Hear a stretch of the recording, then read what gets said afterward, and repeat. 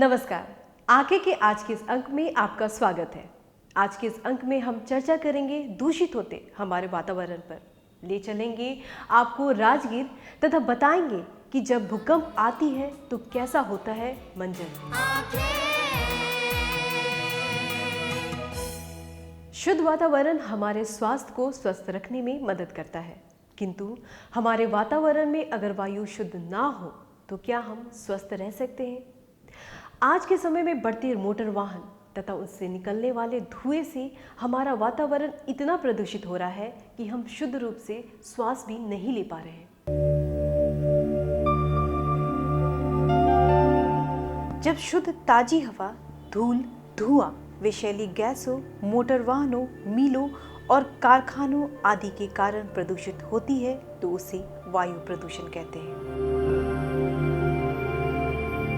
जैसा कि हम सभी जानते हैं कि ताजी हवा स्वस्थ जीवन का महत्वपूर्ण तत्व है। हमें ये सोचने की जरूरत है तब क्या होगा जब पूरे वातावरण की वायु गंदी हो जाएगी। सबसे पहले वायु प्रदूषण पूरी मानव जाति के लिए बड़े खेद की बात है। वायु प्रदूषण के प्रमुख बड़े कारकों में भोले किसानों द्वारा अपनी फसल की उपज को बढ़ाने के लिए विषैले उर्वरकों, कीटनाशकों आदि का प्रयोग है। इन उर्वरकों से रासायनिक और खतरनाक गैस अमोनिया जैसी निकलती है और वायु में मिलकर वायु प्रदूषण का कारण बनती है। जीवाश्म ईंधन का जलना जैसे कोयला, पेट्रोलियम, जिसमें अन्य कारखानों के जलावन भी शामिल हैं, आदि वायु प्रदूषण के मुख्य कारक हैं। मोटर वाहनों और स्वचालित वाहनों से निकलने वाला विभिन्न प्रकार का धुआं जैसे कारों, बसों, बाइक, ट्रक, जीप, ट्रेन, हवाई जहाज आदि भी वायु प्रदूषण का कारण है। उद्योगों की बढ़ती संख्या के कारण विषैले औद्योगिक धुएं और हानिकारक गैस जैसे कार्बन मोनोऑक्साइड, कार्बनिक यौगिकों, हाइड्रोकार्बन, रसायन आदि कारखानों तथा मिलों में से पर्यावरण में छोड़ी जाती है। कुछ घरेलू गतिविधियां जैसे सफाई करने के लिए अज्ञानतावश सफाई उत्पादकों का प्रयोग करना, कपड़े धोने का पाउडर, पेंट आदि भी बहुत से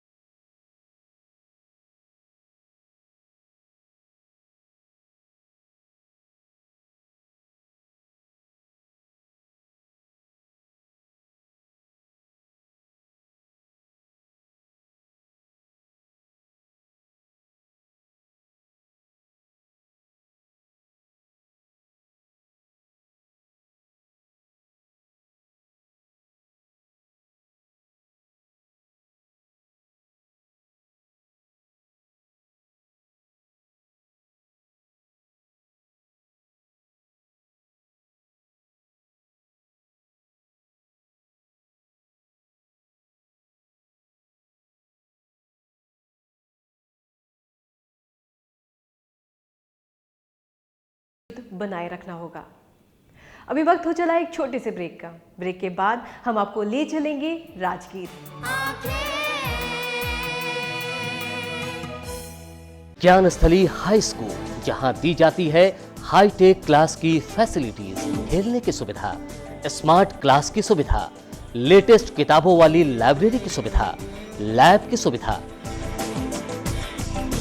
बच्चों के लिए कंप्यूटर क्लासेस की सुविधा, साथ ही आने जाने की फैसिलिटीज।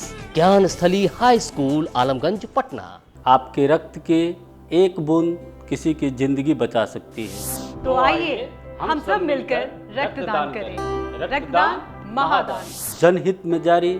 ज्ञानस्थली हाई स्कूल, जहां दी जाती है हाईटेक क्लास की फैसिलिटीज, खेलने की सुविधा, स्मार्ट क्लास की सुविधा, लेटेस्ट किताबों वाली लाइब्रेरी की सुविधा, लैब की सुविधा,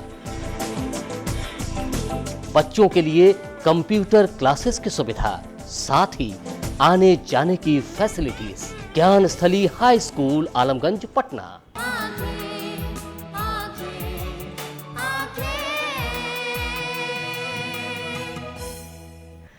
ब्रेक के बाद एक बार फिर आप सबका स्वागत है। पटना से करीब 100 किलोमीटर दूर पहाड़ियों और घने जंगलों के बीच बसा है राजगीर। अपने पहाड़ों और गर्म झरनों के साथ इतिहास को भी समेटे हुए है। कालांतर में इसे वसुमतीपुर, वृहदपुर, गिरिब्रज और कुशाग्रपुर के नाम से भी जाना जाता था।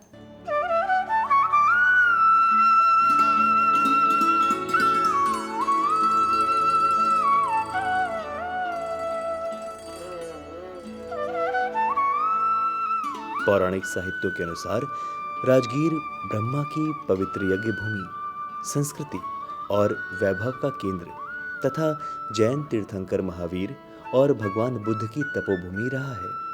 हमारे आदि ग्रंथों जैसे ऋग्वेद, अथर्ववेद, तैत्तिरीय उपनिषद, वायु पुराण, महाभारत, वाल्मीकि रामायण आदि में इसका उल्लेख मिलता है। जैन ग्रंथ विविध तीर्थकल्प के अनुसार राजगीर प्रसिद्ध शासकों जैसे जरासंध, श्रेणिक, बिंबिसार, कनिक आदि का निवास स्थान रहा।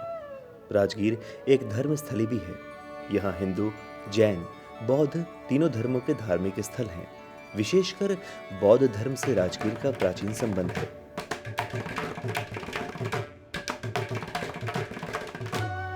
बुद्ध के उपदेशों को यहीं लिपिबद्ध किया गया था और पहली विश्व बौद्ध संगीति भी यहीं हुई थी। ये 5 पहाड़ियों से मिलकर बना है, जिनके नाम इस प्रकार हैं: रत्नागिरी, स्वर्णगिरी, उदयगिरी, वैभारगिरी एवं विपुलगिरी। यहाँ पर आने का बेहतरीन मौसम ठंड का है, यानी आप चाहें तो अक्टूबर से अप्रैल तक के बीच में कभी भी यहाँ आकर इस स्थान को देख और जान सकते हैं।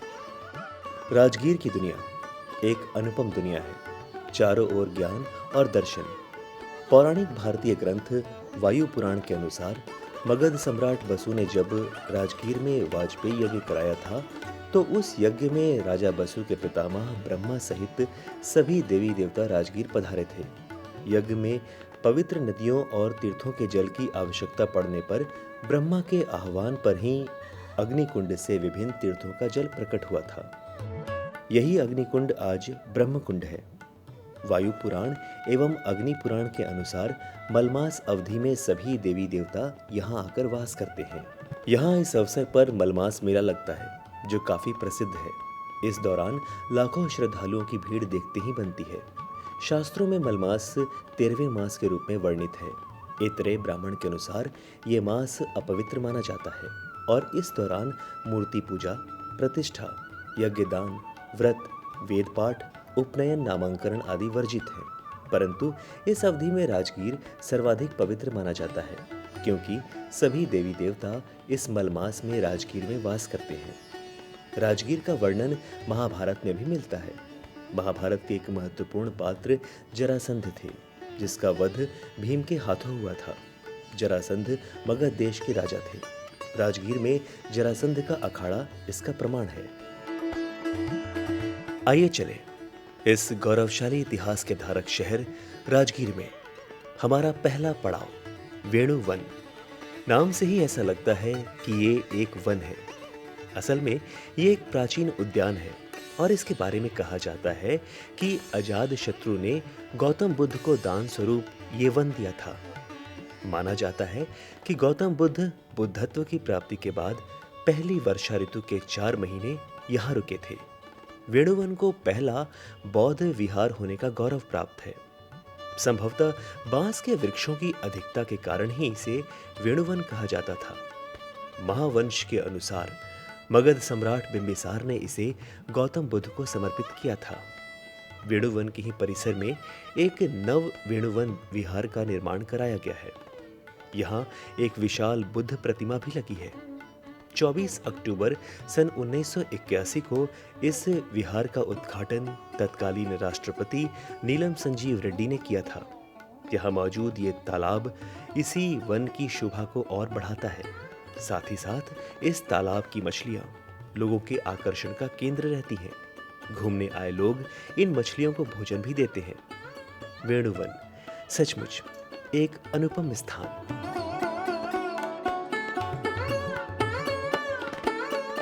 राजगीर पहाड़ों से घिरा प्रदेश है और इन पहाड़ों में गृद्धकूट का स्थान सर्वोपरि है।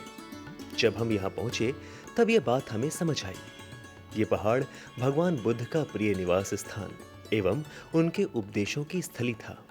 इसी पर्वत पर बुद्धत्व प्राप्ति के बाद गौतम बुद्ध ने बौद्ध सन्यासियों एवं जनसाधारण तथा बोधिसत्व की सभा में दूसरे धर्म चक्र प्रवर्तन का सिद्धांत दिया।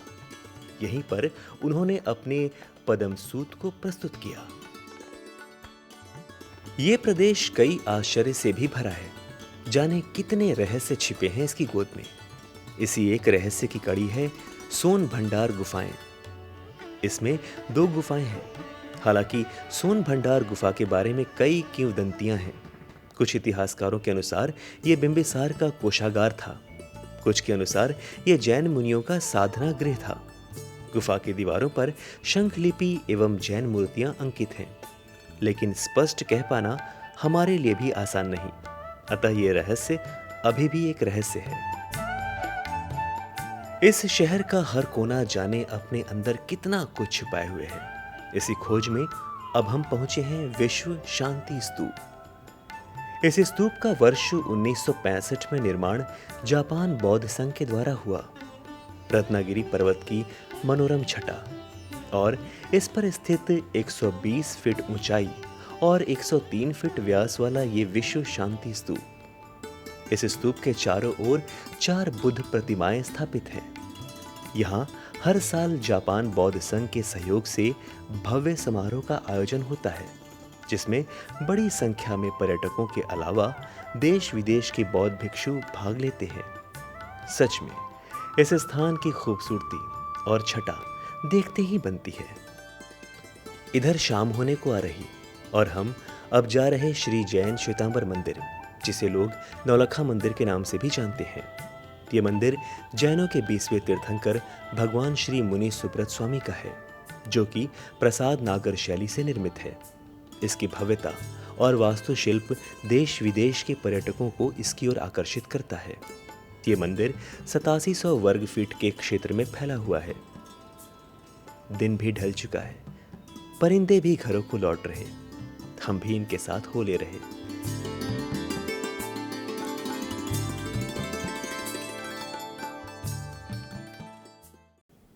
सचमुच पहाड़ों और गर्म झरनों से घिरा राजगीर अपने साथ कई इतिहास को समेटे हुए है।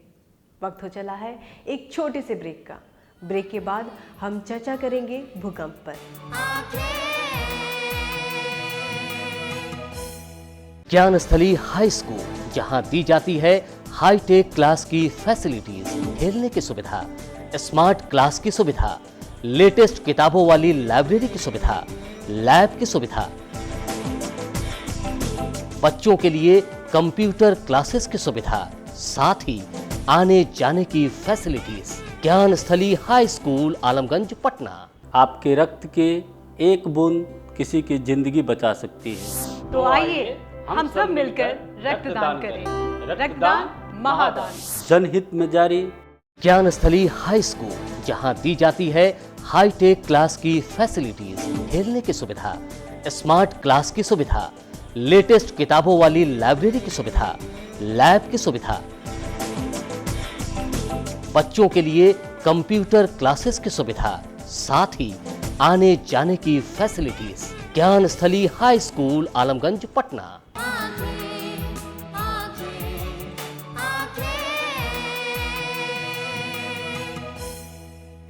ब्रेक के बाद एक बार फिर आप सबका स्वागत है। परिवर्तन हम अपने चारों ओर देखते हैं। चेतन और अवचेतन दोनों में ही यह विकास की निरंतरता को भी दिखाता है। लेकिन यह परिवर्तन जब जान और माल की हानि का कारण बन जाए तो इसे हम आपदा घोषित करते हैं। हमारी धरती हमेशा से परिवर्तनशील रही है और इसे करने वाले कारक या शक्तियाँ कभी कभी भयावह रूप में हमारे सामने आती है और इसका परिणाम शायद हम शब्दों में भी बयान नहीं कर सकते। एक ऐसी ही प्राकृतिक शक्ति जिसने हमेशा से बड़े परिवर्तनों को जन्म दिया, जिसने धरती का कोई कोना नहीं छोड़ा। इसके पहचान के लिए इतना ही कह सकते हैं, जब ये हरकत में आती है तब परिणाम भयावह रूप में हमारे सामने आता है।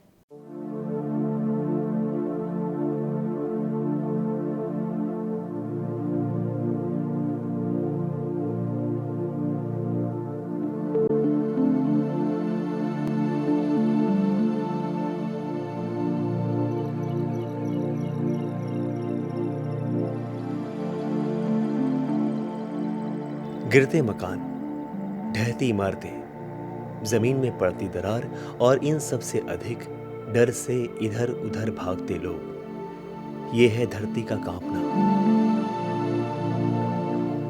धरती का डोलना या भूकंप। धरती की आंतरिक हलचलें जब तेज हो जाती हैं और आंतरिक बल जब धरती की परतों पर अपना प्रभाव डालना शुरू करता है तो परतें कांपना शुरू करती हैं। ये उनकी आपसी रगड़ का भी नतीजा होता है। जब धरती की एक परत दूसरी परत से टकराने लगे तब जो ऊर्जा बाहर निकलने लगती है वो तरंगों का रूप धारण करती है और ये तरंगे पैदा करती हैं कंपन। तब कांप उठती है धरती की परत, जन्म होता है भूकंप का। भूकंप की तरंगे ये जहां से पैदा होती हैं वो स्थान उसका उद्गम स्थल या केंद्र बिंदु कहलाता है। यहां सबसे अधिक विनाश होता है। ये अनियंत्रित ऊर्जा तरंगों की शक्ल में फैलती है और बाह्य परिवर्तनों की नींव रखती है। एक ऐसा ही भूकंप जिसने बिहार राज्य की नींव हिला दी थी साल 1934 में आया था। एक भयानक दृश्य, कई हजार जाने गई, जाने कितने घायल हुए। इन सब से बढ़कर भौगोलिक संरचना में व्यापक बदलाव। अब सवाल ये उठता है कि क्या हम इस तरह की आपदा से निपटने के लिए तैयार हैं? क्या हमने तैयारी कर रखी है? ऐसे ढेरों सवाल हमारे जहन में घूम रहे हैं। आइए तलाशते हैं इन सवालों के उत्तर। इसके लिए हमने मुलाकात की बिहार राज्य आपदा प्राधिकरण के अधिकारियों से।